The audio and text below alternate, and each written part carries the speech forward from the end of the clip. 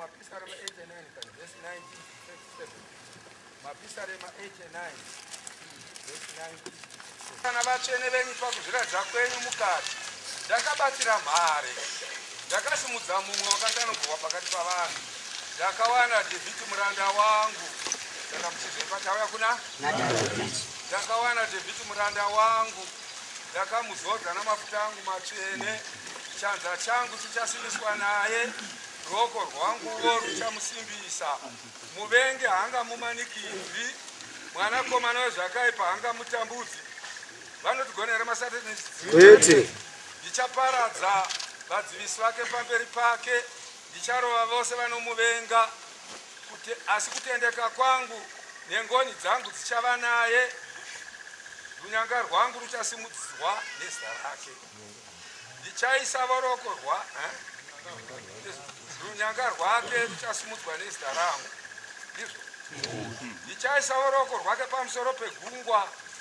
noroko rwake rworudyi pamusoro penzizi iye uchadana kwandiri achiti ndimi baba vangu mwari wangu dombo rangu nokuponeswa kwangu ndichamuitawo dangwe rangu mukuru wamadzimamba apasi ndichamuchengetera ngoni dzangu nokusingaperi wona mizinda yangu mishani topera patonse ndichamuitawo dangwe rangu mukuru wamadzimamba apasi ndichamuchengetera ngoni dzangu nokusingaperi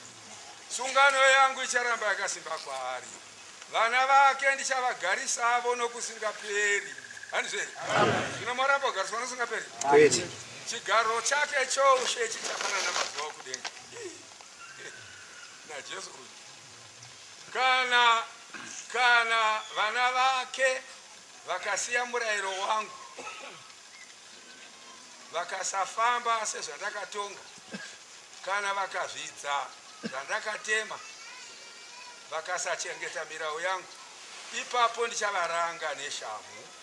pamusoro pokudarika kwavo uye ndichavarova pamusoro pokuipa kwavo asi handingamutorere unyoro bwangu chose handizvo asi vana vacho vanoregerwa kana kutendeka kana kutendeka kwangu kuitwa uma sungano yangu handingaizvidzi kana kushandura chinhu chakabuda mumuromo mangu kuona vapostori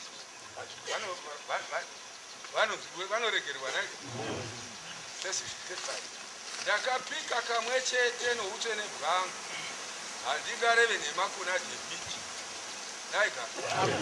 kuna Paul weAfrica vana vake vachavapo nokusingaperi